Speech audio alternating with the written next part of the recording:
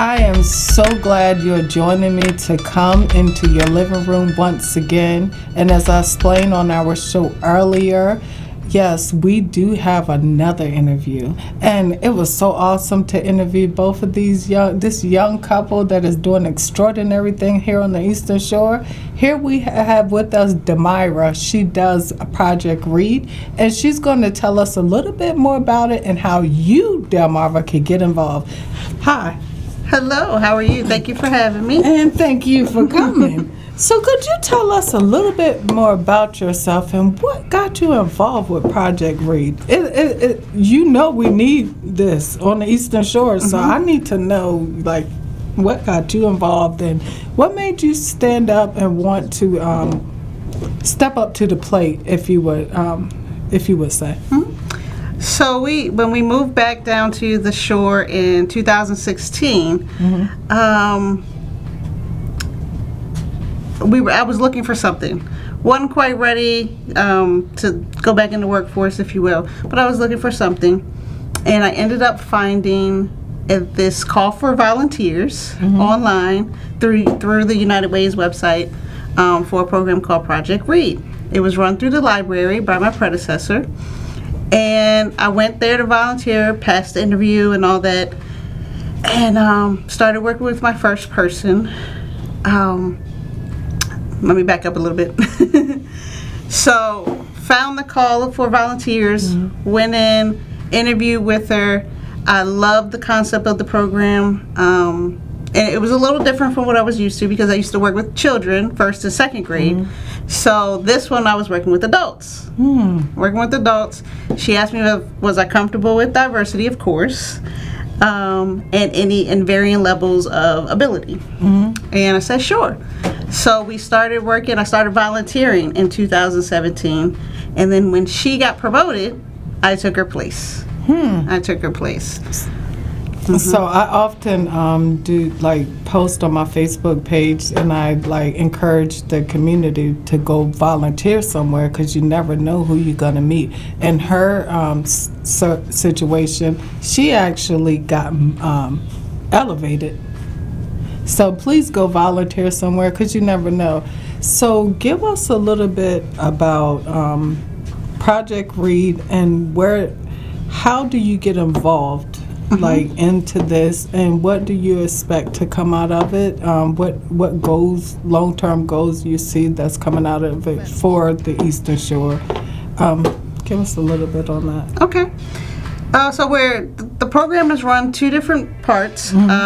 First part, of course, are the volunteers. We won't have a program without the volunteers. Right. And the basis of the program is it's a free, first foremost, free program for anyone who just wants to get better at reading, digital literacy, English language learners, GED prep, want to work on their resume, anything like that. That's who we help. It's a free program. It's confidential. We don't share any information, and it's a volunteer RV. So we are always accepting volunteers 18 or over to come in, and if you want to help give back to somebody, please come in, come see me, come to our website, call me, and we're here and ready, able to work with you. The second side of the program are those, back up. Second side of the program are the adult learners. Actually, in Wacomico County alone, based on the statistics and everything, 1 in 7 residents 18 and over in Wacomico County cannot read above a 3rd grade level. And most people are functionally illiterate, and the other part is stigma. A lot of people don't want to come forward. They're scared to ask for help. They're uncomfortable to ask for help, and we take that away. We make sure that when you come in, it's just you or someone that you might want to bring, your confidant, but we make sure that when you come in that you're comfortable. And we understand we work with a lot of different people. Doesn't matter what your status is, what your ability is. Come in. Don't be scared. Ask for the help because you can get so much further if you just ask for that help and not worry about what someone thinks of you. So you just made a statement. I can't remember. Go back. It is 1 in 7? No, some people are illiterate. Oh, functionally illiterate? Yep. Yeah. Could you explain to the viewers what is that? Sure. So functionally illiterate means that someone can get by day to day. They might be working already. They're living, as an adult, they're still doing things that you see everybody else doing, but you wouldn't necessarily know that they couldn't read. So you might hear the excuse, bad term. So you might hear the reason, I forgot my glasses, or I have a headache, or can you do this for me? I don't have time to do it. Things like that. And you'll start to see a pattern. If you're around, you'll start to see a pattern. And sometimes, not all the time, but sometimes that means that they might not necessarily understand what they're reading, or they might not be able to read it.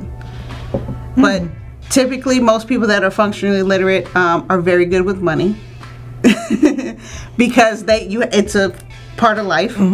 So most of them, people will still go out, they'll still do grocery shopping, they'll still understand all of that, but they wouldn't be able to. They might pay the bill and not realize that they paid too much, or they may get a menu at a restaurant and say, "Can you order for me?" It's sort of like how the slaves were. They was functioning like my grandma. She couldn't read, but she could tell you how much money she had in her pocketbook down to the last dime. She couldn't read a normal book, but she could read the Bible. That part always baffled me. Like, you could take a book and put it into front of somebody. I'm talking about the old saints. My grandma couldn't read. You could put something in front of her, she probably couldn't even tell you what it was, but when she opened the Bible, she could read it. I never understood that. Part of his memory. Some people will memorize something. Some people will memorize what they need to do at work. Right. Or they'll memorize something that they enjoy, like a favorite book or the Bible. Right. Or a movie. So they'll memorize. And it's a whole different level, a whole different set of skills, which is an excellent set of skills. When you read, I'm like, what? You'd be surprised. We've seen contractors. We've had contractors that can memorize a blueprint, can build you a whole house. But couldn't read. But couldn't read the contract. So they need the help. So those people are what we say functionally illiterate because they can still function in society as normal adults. How did we get here, and how did allow these people to fall through the cracks or even educating them? To me, like, that is so crazy. Right. It's a question. Everybody's situation and circumstances are different. And it's not always the school. I know people want to immediately say it's the school. It's not always the school. Sometimes it's just life. Sometimes it's the hand that they're dealt, that part. Yep. And it's just they get to a certain point, and then they're ready. Then they're ready to ask for help. They're ready to reach some goals that they have set out for themselves. They want to do some other things, and so that now they know they need. They extend the hand for help. So, if the viewers want to know, how do they get this information? Sure. So we are a program run through the library, Paul S. Sarbanes Branch. We are at 122 South Division Street. You can come by, ask for me, Demyra. They'll tell you where I am. Or you can give us a call, 410-749-3612, extension 159. And if you go to our website or Facebook page, you can find us there as well. All right. Thank you, Demyra, for that great information. And thank you for everything you do in the community. We need more people like you. Like, if you're on board, please come. I already wear several hats. I'm not taking this off because it's a hot mess under this hat.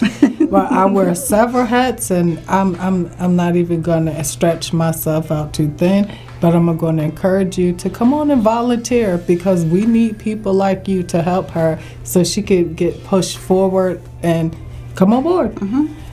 Few hours a week, just a few hours a week. You make your own schedule and we work with you. You hear that? You make your own schedule, so you can't beat that. And for kids, is it for kids, right? No, we're adults. I know if a child over 18, could they get college if they're volunteering? I forgot what I'm... Hours, service hours. If you can always come in and get service hours, so that is a yes. If they're program specific service hours, check with your professor to make sure. We do partner with SU's social work department, so we do have students that come in and get their hours that they need for their first 2 years that they need. See? What she said. We need more leaders and more people like this in our community, and we thank her so much for coming on. They will be at the community field day with that game truck, so please come out and if you want to sponsor them, please come out and show some love. Anything else you would like to share with the viewers? No, that's all. We calls out to you. Come on down. Have some fun at community field day. Come volunteer with us. And come help somebody give back to somebody in need. And if you're on the other side of that, we're here. Extend your hand when you're ready. When the student is ready, the teacher will appear. So we're ready. We're here and waiting for you to come out. I love that. I love how she said it. Till next time, deuces.